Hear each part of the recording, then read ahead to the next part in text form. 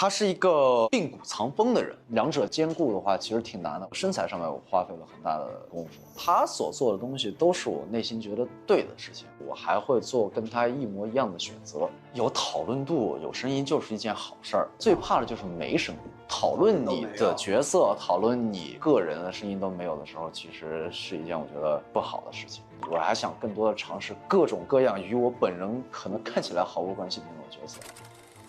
一个身弱如蒲柳的太子，还痴迷情爱，没有比这更好的伪装了。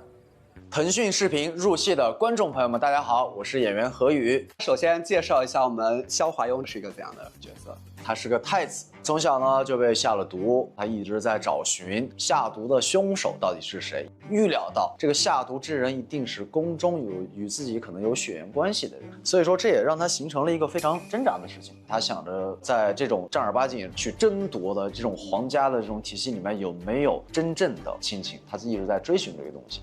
这部剧中有什么你特别喜欢的他的名场面戏份吗？我们现在播的名场面，我比较喜欢在小木屋，我对悠悠说待我为皇，你若嫌我碍事，我可早死。我觉得代表了一种萧华庸爱情的路程吧。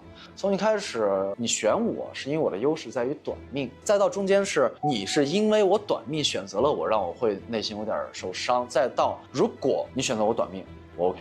对于萧华庸来说是一种挺内心丰富挣扎的一件事情。那你觉得萧华庸是从什么时候爱上沈西河的？因为最开始其实他也带着一点目的性，更多的一开始是欣赏和好奇嘛。我觉得他确定爱上沈西河，就是他不顾自己的生命去帮沈西河采摘药。最开始了解完这个角色或者了解完这个故事，最吸引的地方是什么呢？首先当然是萧华庸身上的闪光点，我非常认可这个角色。剧本是一个非常有爽感的、节奏非常快的一个剧本，会让你看得非常轻松，非常的沉浸其中。拿到这个角色会提前做哪些准备呢？需要首先他一个很难的点是，他是一个病骨藏风的人，他又因为畏寒，他会穿很多厚的衣服，所以说我首先得瘦，我首先得薄，伪装脱掉以后他又得有那种劲儿，包括身材上面的棱角、肌肉的一种力量感，所以说要两者兼顾的话其实挺难的。一开始身材上面我花费了很大的功夫啊。所以当时为了这个角色瘦了多少？其实没瘦，他只是把体脂变成了纯肌肉。那段时间平常都怎样一个训练状态？就是白天拍戏，刚好天气也热，每天可能脱水其实线条就会好，然后晚上过去训练，训练完以后赶紧吃蛋白质、吃碳水。其实我晚上都会吃一顿，因为白天的消耗确实太大了。刚刚也说了，他是一个白切黑的太子嘛，然后其实很多面。你在这个塑造的过程中会有什么不同的设计吗？其实就不同的人、不同的状态，包括他的体态、呼吸，还有他说话的声音，其实都不一样。大家可以看，其实有一场戏是夏华庸去牢狱里质问他人的时候，我觉得他就拿出了作为一个太子，我想知道幕后凶手，就会跟平时在外面似笑非笑的状态非常不一样啊。这个角色和你自己是不是也挺反差的？我说话比较直，我没有那么多弯弯绕绕和那么多的修饰，所以去饰演这样一个角色会或多或少去做一个改变调整。我先去学习了茶艺，因为确实说茶能修身养性是有道理的，它会让你慢下来，不会那么毛躁。因为我自身是一个比较热情、比较开朗的人，但是从学茶艺慢慢能找到一个太子的一种端庄儒雅的那种状态。你自己最欣赏萧华庸什么地方呢？就是他的一股赤子之心和他的一股劲儿，他想获得的东西就会努力去获得，努力去争取。那你觉得这点和自己像吗？这点是像的，我也是个非常上进、非常想要更努力的得到更好的东西的一个人。所以你自己也是一个目标感会很强的人。其实我不是会有一个明确的目标，我是想一点一点进步。你发现自己的不足的地方，就把它弥补掉。会平常做哪些事情或者努力呢？多审视自我，包括看自个儿的作品啊，就审视自个儿拍的戏，然后早知道那天那样演了会更好一点。所以现在就是作为观众去看这个剧的时候，会带着一个审视的目光。对的，观众们也是我们非常好的老师，观众们提出的意见也是我们可以吸取能量的一个来源。我看到其实你最近剧播的时候很积极的在各个社交平台跟大家互动，看大家的评论，有没有什么印象深刻的这种评论？其实有很多，我觉得我们百花杀的所有主创们都跟观众们是在一块儿的。观众提到了一些梗呀，其实我跟梦姐私下我们也会发，也都会分享，然后每天都会复盘。梦姐有给你发什么呢？都有很多，我们的微信聊天记录已经那火花都不行了，冒火星子啊！我必须查清此人到底是谁，为何要对我下此毒手？不招入此人，也是对父皇和苍生设计的一大隐患，不可不除。如果你是肖华庸的话，你觉得会做出不一样的选择吗？首先，我认可肖华庸，然后我也成为肖华庸，所以说他所做的东西都是我内心觉得对的事情，所以我还会做跟他一模一样的选择。你遇到肖华庸的话，你觉得你们会成为怎样的一种关系？首先，我先向人家请教演技，人家生活中就是在表演，那种东西是很自然。最近其实播出之后，大家对你的讨论也很多嘛，各种不同的声音袭来的时候，你自己是如何面对的？这个声音肯定有好的声音和不好的声音嘛。那好的声音当然我开心了，坏的声音的话，我就从中学习人家说的点嘛。各种声音都混杂在一块儿，然后慢慢的提升自己。比如说，对那些不太好的声音，会有打击到自己的时候吗？现在我都快30了，这种现在已经完全，有些时候甚至还觉得挺可爱的。比如哪些声音你觉得挺有意思？就是老有人说我是屁股，什么屁股下巴？那我非常自豪这件事情，就是我们家遗传都是这样啊。我小的时候他们就说你怎么少块肉，然后我长大以后发现他们叫这屁股下巴，我觉得形容好贴切。但其实这也是你个人的一个很大的特色，对，很大特色。我一直在想，我老了以后如果长胡子，是不是就把这个玩意儿添到看不见，还是说他的胡子也会这种形状？我觉得挺有意思的。除了这些之外，对于你，比如说作为演员上面的各种不同的议论，现在是如何去面对这些声音？首先有讨论度，有声音就是一件好事儿。那最怕的就是没声音，讨论你的角色，讨论你个人的声音都没有的时候，其实是一件我觉得不好的事情。所以说，欢迎各种声音，因为每个人都有自个儿的想法。人家发出声音，说明人家挺关注你的，说明你被他看到了。大家其实最开始可能是对你外在的一些所谓的评价，越来越后面大家看进去，发现其实对你的演技是越来越认可。咱不是干这行的嘛，那演技肯定得自个儿努力去越来越好，然后呈现更好的角色给观众朋友们。因为大家其实也都知道，现在影视寒冬嘛，机会没那么多。那现在你在面对各种机会是如何去挑选的？你看，你刚才聊到寒冬了，那挑选就没有那么多，没有还挑，把握住机会，每一个角色很认真的对待，每一个对手演员、每个导演合作的时候，努力争取在拍摄的过程中不留遗憾。那你觉得这次百花杀会有遗憾吗？首先，百花杀是一个在爱里长大的，我成为肖华庸，然后我每天能见到西河，能见到阿爹，能见到我们百花杀每个角色的时候，其实都很幸福、很开心了，每天都是 nice to meet you。所以说，对百花杀真的有非常非常美好的祝福，希望它越来越好吧。那对何宇自己呢？就是对于未来的方向或者选择？首先我没想到我能去演一个那么有茶劲儿的角色啊，我还想更多的尝试各种各样的角色，各种各样与我本人可能看起来毫无关系的那种角色。期待你未来解锁更多不一样的角色。那最后给我们安利一下我们百花杀，希望大家喜欢百花杀，然后能从百花杀中获得喜悦，获得开心，获得那份对于电视剧的喜爱。我跟他都比较真诚，但是也没有他那么的直接，没有他那么热烈，会比他淡一些。但其实每一场打戏都打得都很爽。庄旭跟肖长营，他在某种层面上其实都跟我是有接近的地方，得我去靠近那个角色，那个角色也在靠近我。我想要向大家展示真正的活人感，其实是没那么容易的。这个事儿好像也只会越来越削弱，有的话还是会去吸取，然后自己去反复思考。非正常的就不一定会听了，没有的东西就没有了，那我为什么要在意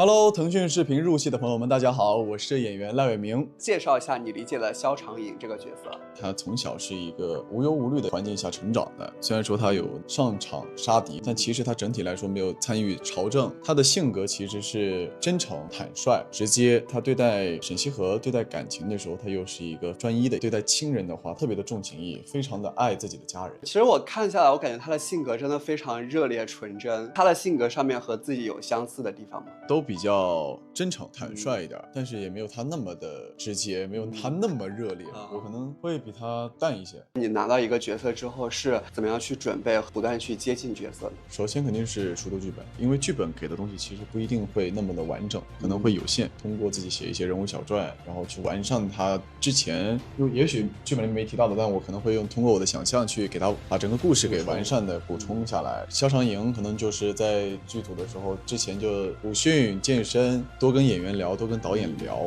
能聊出来很多不一样之前可能也没有想到的东西。这个角色演下来，你觉得最挑战的地方是在哪？那肖长英对于沈西河，他其实是在后期，他会有一种放手，但是又没有彻底放手的那种情感，分寸感会比较拿捏一点。从未见过你这样的女子，芙蓉面，蛇蝎心。那你是如何理解他对沈西河的情感整个一个变化？肖长英是从小到大应该是没有见过这么有自己想法的一个女性，所以他对于这个女性产生了好奇。之后的孤独园，他俩一起经历了事情之后，他发现她的底色其实是非常善良真诚的。到那个时候是真的爱上她了。被他明确拒绝之后，开始想说两个人的关系有没有可能有别的方式。想明白了之后，尊重沈西和他自己的本人的想法，在背后默默的守护他。这样在剧中其实有很完整的成长线，觉得他有着怎样的成长和改变呢？我觉得他的成长是在一个比较单纯的心智，然后到后面有了家国情怀，有了大义，就从一个青年，然后到一个大人。剧播出之后，大家说你有一个战损的眼神，被大家夸特别帅。你自己特别喜欢的镜头画面有什么吗？其实每一场打戏我都特别喜欢，导演都有很细心的在考虑每一个角度、每一个光影、每一个呈现出来的镜头，其实都是我们大家都非常满意的。这次有哪些打戏是拍的特别过瘾的吗？我出场肯定就很爽，虽然说早上凌晨好像4点钟就出工了，也有到深夜的，也有到通宵的那种的，但其实每一场打戏都打得都很爽。穿盔甲，所以就很没穿过盔甲，不会很重吗？打的时候？服化道老师可能是考虑到这个问题，所以他其实没有用到特别重的材料，会稍微轻一点，但其实也挺重的，也有个20-30斤那样子。追杀者不见得一定是穷凶极恶，也许是被逼无奈；而被追杀者，也不见得一定是无辜可怜，也许是咎由自取。就是这次跟孟子义合作感受怎么样？很欢快，是不是？整体片场的氛围是非常愉悦、欢快的，因为他本人性格就特别好，导演也性格好，然后宇子性格也好。虽然说西哥比我们年长，但是其实西哥也是一个小孩儿。而且孟姐是不是会有很多那种出其不意的一些互动？就是因为之前我有说过，孟姐是很难用言语形容的灵动可爱嘛。我觉得她有的时候的一些点啊、话呀、动作呀，你会觉得哇，就是你好特别啊，其实你想象不到，不知道她会这么干，但是觉得很合理。他说话经常会有一些那种让人出其不意的回答，清醒的迷糊，有这种感觉。他有没有什么话让你当时，比如说在现场觉得说哇好意外？他讲的话虽然说有的时候会超出我的预知范围，但是其实每一个话都是能被接住的，这也是我觉得很神奇的一个点。跟沈西河有什么印象深刻的对手戏吗？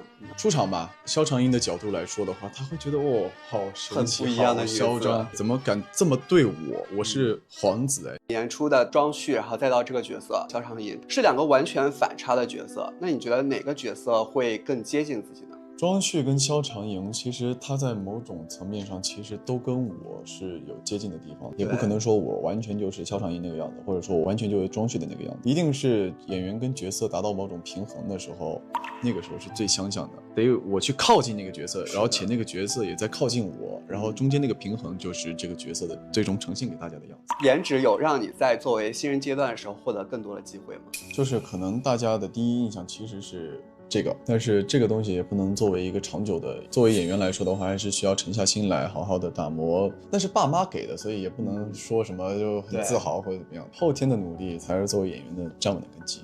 很难得，就是短短出道几年，但是对表演啊，对这个行业其实已经有一个很深刻的自己的一个很清晰的认知。因为我之前看过是谁的采访，他说对于表演一定是要有敬畏感的，我觉得是很正确的。作为非科班出身，然后对表演是怎么样自己不断的去提炼、去那个弥补呢？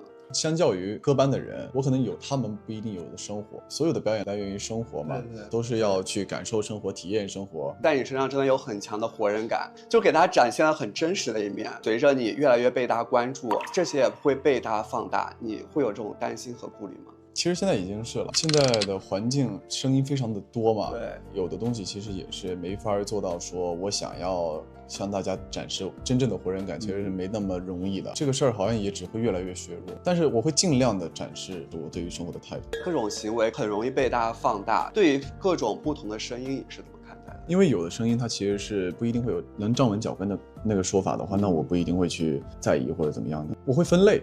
就有的话是一定是对的，因为观众的眼睛毕竟是雪亮的嘛，所以有的话还是会去吸取，然后自己去反复思考。非正常的就不一定会听了。比如哪些带来的反馈会让你觉得说看看这个问题？大家对于表演上的人，对表演上的，比如说有的表演上觉得他这个地方会怎么样，会更好，或者说那儿不好，其实这些我是会去听的。那对于其他的呢？那些会影响到自己的心情吗？其实对我来说还好，因为他们有的人发表的那个言论其实是莫须有的嘛，对，没有的东西就没有了，那我为什么要在意？对于未来的有什么期待吗？演电影，演现实主义题材，对现实主义题材会有很高的期待，特别期待，不管是电影还是电视剧。你这样一张脸放在这，就是其实像偶像剧啊、古装剧、古偶题材，应该会很多这种类型的找过来。不想局限嘛，但是该在什么年纪演什么样的角色，那这我也没法，我现在去演个40岁，我确实没法演，我演不了，演不出人家的那个经历过很多事情的那个沧桑感。随着这些就出圈的角色会越来越多，机会找来吗？会，应该会比之前更好一些，是不是？是的，但是现在行业环境不是很好。现在还需要自己要，也还需要对，所以这个角色当时也是实习啊，当时在拍《骄阳》，然后在长白山录的片段，后面是线下见了面。哎，那当时是最开始就试的这个角色？对，因为觉得合适啊，就是啊，觉得合适、对，确实很适合。然后我也喜欢。我们人生本就是为了托举他人而存在，成全至亲至爱之人。人生每一个阶段都有每一个阶段里年龄的领悟感叹。其实我真的没有想到能再有机会跟子怡一起合作，我看到他我就莫名的想流泪。其实拍到后面，其实自己有些时候会怕走火入魔。一次见到你我都很开心。接下来遇到什么样的好角色，是这个时代和市场来选择我们。作为我自己本人来想的话，我当然很开心的去拥抱下一个角色。我萧长青以性命发誓，定会护你一世周全。你以命设的局，我已帮你完成。我会一直陪着你，直到我死去。Hello， 入戏的朋友们，大家好，老朋友，我是徐震。开始介绍本名了。大家好，我是郑熙。欢迎我们西哥，真的是老朋友了。那这次我们来聊百花杀，聊这个角色。那首先介绍一下萧长青这个角色啊。从故事开篇，他一直沉浸在亡妻的悲痛当中。萧长青这个角色表面上温润如玉，风度翩翩，待人谦和，可他骨子里藏着很深的执念不甘。那所谓的执念，就是他从始至终只爱顾静之一人，就算他换了一个躯体，换了一个魂魄，也一定要得到他，得不到就变得偏执和疯狂，是典型的爱而不得，强行拥有。从小缺失安全感的他，极其渴望想得到一份真挚的爱，一份属于他自己一生的爱。哎，我很好奇，那当时为什么会选这个剧本和这个角色呢？其实最触动我、最吸引我的点，必然是萧长青最后用结束自己的生命换取沈西河的安慰和自由。放下执念，才是真正的爱，彻底放手，给他自由。这份从偏执到牺牲的转变，是影视角色里最有冲击力，也是最吸引我的地方。甚至有些时候，我会通过某些角色来领悟到某些人生哲理，心底会产生一种宿命感。我们人生本就是为了托举他人而存在，成全至亲至爱之人，是我们此生当下唯一的使命。但这样会不会对自己太苛刻了？就好像我们去年有聊到过某些问题，人生每一个阶段都有每一个阶段里年龄的领悟感叹。现在这是这个阶段你的一个感悟。对，如果我的牺牲，如果我的离去能换来他的自由，能让他守护更多的人，我觉得我付出的一切都是值得的。我其实已经看到最后他下线的那场戏，就是他其实自己选择用匕首扎向自己，然后倒在了沈西河的怀里。当时拍那场戏感受怎么样？哎呦妈呀，很虐吧？这场戏其实我准备了很长的一段时间，这是我职业生涯以来，我依然还是在感悟和学习，为自己能接到的角色创造更多的空间。这应该是我亲近最多的角色之一。我整整4个月的时间，我一直沉浸在萧长青亡妻的悲痛当中，从精神上刻意的去隔绝所有的喜悦和幸福感。每天一遍又一遍地回想那些过往经历让我难过和痛苦的往事，比如亲人的去世，或者曾经爱而不得的感情，还有的就是反复观看一些经典的电影片段，循环播放一些曾经让我流泪过的音乐，比如说《好久不见》，还有一些曾经让我哭过的歌曲，让悲痛成为我内心的底色，日常的底色。那在身体上，我就是尽量适度的去消耗自己，长时间的保持一个空腹和饥饿感，尽量少吃少睡，让这个4个月长时间保持在一个疲惫感。整整4个月让自己的状态一直处于这样一个感觉，这样会不会对自己太狠了？其实拍到后面，其实自己有些时候怕走火入魔，因为一个人的确是在一个过渡当中很难坚持长时间保持一个悲痛且没有喜悦感的状态。其实这样的一个感觉还是蛮痛苦的，甚至有些时候我觉得时间拉得太长，会让自己走火入魔，反而会让自己身心不健康或者生病。而且我记得当时我看到你社交动态发的时候，你应该好像这个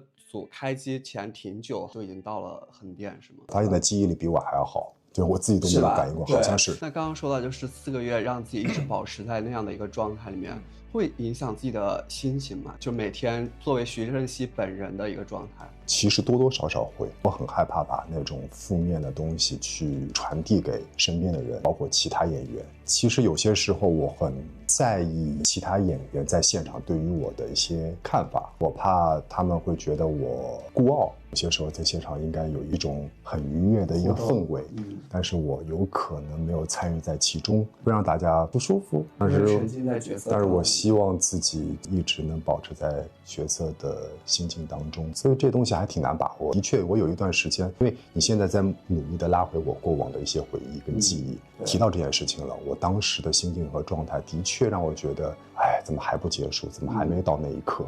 当我拍完自己落幕那场戏的时候，我整个人都松了，是一个解脱的感觉，是一个解脱的感觉，终于解脱了，终于可以释放自己了，终于可以真正的去做真正的自己。那你是如何看待他对顾青之和沈西河的情感的？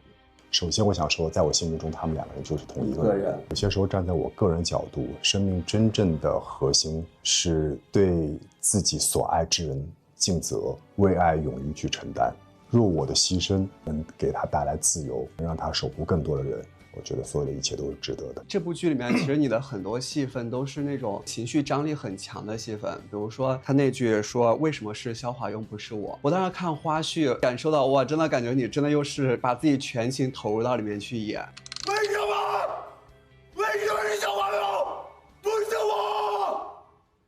当演这种情绪冲突很强的戏份的时候，自己什么感受？首先一点就是很消耗，也很累，对，我能感受到。但是演完之后就会很爽。的确，前期需要很多的铺垫去催化自己，才能让自己沉浸在那场戏的悲愤和情绪当中。所以从早上一开始睁眼，或者是昨天晚上睡觉之前，就已经为这场戏做好充分的准备。真的好像如果一直用这种方式去演戏，去进入角色，对自己的消耗是不是会特别大？比如说收工回去，会不会让自己真的有一种被掏空的感觉？收工回去是喜悦的。如果今天这场戏拍得非常成功，且在自己心目中达到一个满意的水平线的话，其实回去之后还是有很强的喜悦感，很满足。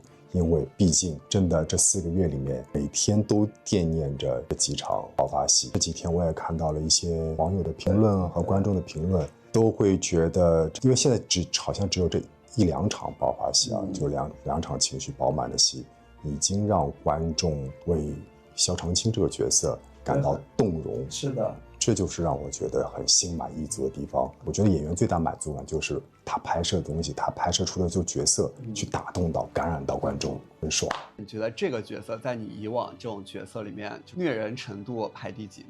对比以往那么多那种爱而不得的角色，就你知道，第一个有可能是李文虎，第2个有可能是裴演，第3个应该是纪元素，第4个是肖长青啊。他为什么排到第4？应该我想说就是4个这样的角色，对，这4位，我觉得肖长青应该是排第1个，排第1。